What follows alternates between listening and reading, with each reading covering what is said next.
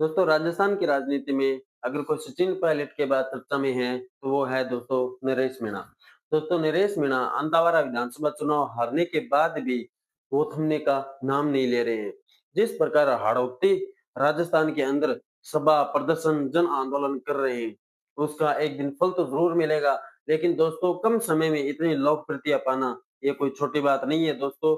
लेकिन कल हिंडौली विधानसभा के अंदर जिस प्रकार अशोक चांदना के ऊपर उन्होंने कुछ बातें बताई, उन्होंने कहा कि अशोक चांदना के लोग मेरे पास आते हैं और कहते हैं कि अशोक चांदना ने कहा है कि मैं अब ओम बिरला और प्रमोद जैन भैया के पास नहीं जाऊंगा, मुझे माफ कर दो। जी हाँ दोस्तों, ये कहना है नरेश मीणा का।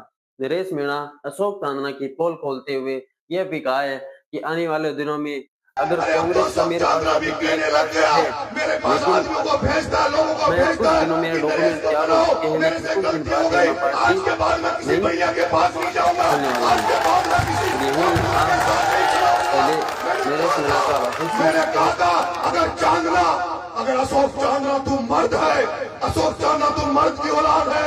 मैंने मेनवा की धरती में कहा था कि तू अगर मर्द है तो बिरला के खिलाफ बोल कर बता।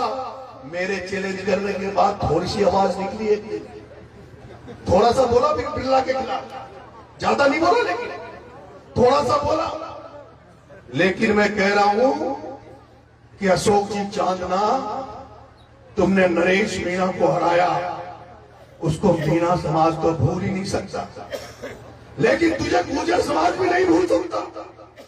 अशोक जी चांदना, तुझे गुर्जर समाज में तुझे माफ इसलिए नहीं कर सकता क्योंकि तूने ओम बिरला से मिलकर प्रहलाद मंडल को हराने का काम तूने किया है।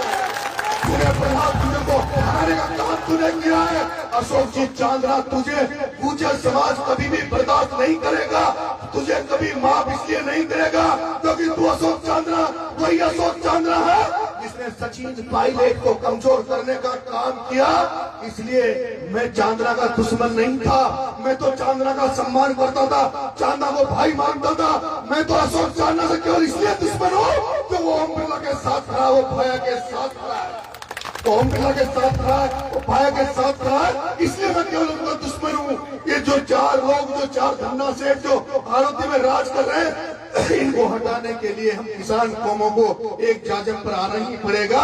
जब तक ये किसान कौमें एक नहीं होगी, किसान जागेगा नहीं, जब तक किसान का भला होने वाला नहीं है।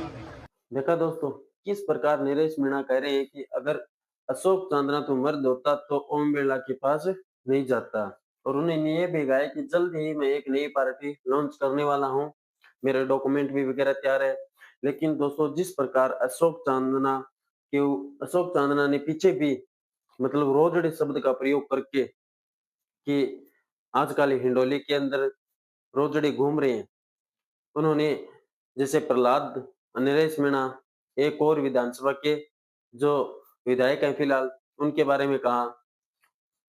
जिस प्रकार नरेश मीणा लगातार सभा पे सभा कर रहे हैं तो दोस्तों ये हिंडोली विधानसभा की सीट तो खाएंगे ही खाएंगे, लेकिन अंताबारा देवली उनियारा की सीट भी ले जा सकते हैं। एक बार अगर नरेश मीणा विधानसभा पहुंच गया तो दोस्तों विधानसभा पहुंचने के बाद सचिन पायलट की जो लोकप्रियता फिलहाल है वो लोकप्रियता कम समय में ये बंदा खींच सकता है।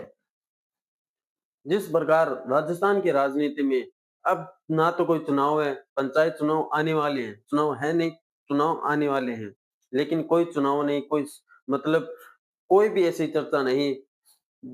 लेकिन नरेश मीणा हर आगे फिलहाल राजस्थान की राजनीति में चर्चा में बैठे हैं।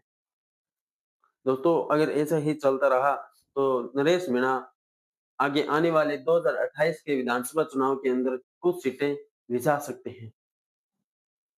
और यही नहीं, आप कमेंट बॉक्स में जरूर बताना क्या नरेश मीणा 2028 की विधानसभा के अंदर अपनी सीट मजबूत करके बैठे हैं या फिर करेंगे, या फिर कहां से उन्हें चुनाव लड़ना चाहिए, कौन सी उनके लिए सीट सेफ है।